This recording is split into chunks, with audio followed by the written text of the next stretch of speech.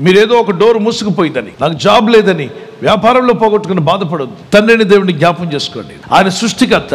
ఆయన చేసిన పక్షులను చూడండి, రకరకాల పక్షులు, అద్భుతమైన రంగులు కలిగిన పక్షులు మనకు కనిపిస్తాయి. ఇన్ని రంగురంగులుగా తయారు చేసిన దేవుడు నీ జీవితాన్ని రంగులతో ఎందుకు నింపలేడు?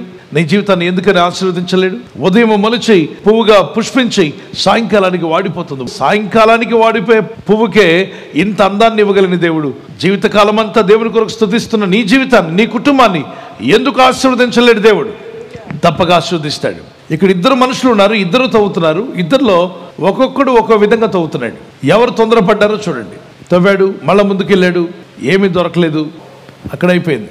ఇంకో అడుగు ముందుకు వేశాడు, తవ్వాడు, ఏమీ దొరకలా, నా జీవితంలో ఏ మేలు రావట్లా, ఎంత ప్రయత్నించినా అంతా వేస్ట్, వృధా వృధా వృధా, నా ప్రయత్నం ఫలించట్లేదు, నా బ్రతికే వేస్ట్.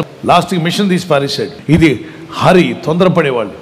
కానీ ఆ పక్కనున్న వ్యక్తి స్ట్రైట్గా తనకి ఇవ్వబడిన పనిని అదే పనిగా చేస్తున్నాడు. ప్రార్థన, భక్తి, విశ్వాసం ఉన్న వ్యక్తులు చేయాల్సిందే. అదే పనిగా ఏం జరిగింది? మెరుగైనది పొందుకున్నాడు. అంటే ఒక మేలు పొందడానికి ప్రార్థన ప్రయత్నం ఈ రెండు ఉండాలి. కొంతమంది ప్రయత్నం చేస్తుంటారు, ప్రార్థన ఉండదు. అలా కాదు. దేవుని సన్నిధిలో మొరపెట్టి ప్రయత్నం చేస్తూ దేవుడు నా ప్రార్థనకు జవాబిస్తాడు అన్న విశ్వాసంతో, సహనంతో ముందుకు వెళ్తూనే ఉండాలి. మీ జీవితంలో పోయినవన్నీ పొందుకోవాలా? అయితే తండ్రిని దేవుని యొక్క వాక్యము జ్ఞాపకం చేసుకున్నప్పుడు ఆయన మరుగైన దాన్ని మనకి ఇవ్వడానికి ఇష్టపడుతున్నాడు. రెండవదిగా తండ్రి వైపుకు నడవండి, రక్షకుని వైపుకు నడవండి, యేసు వైపుకు నడవండి.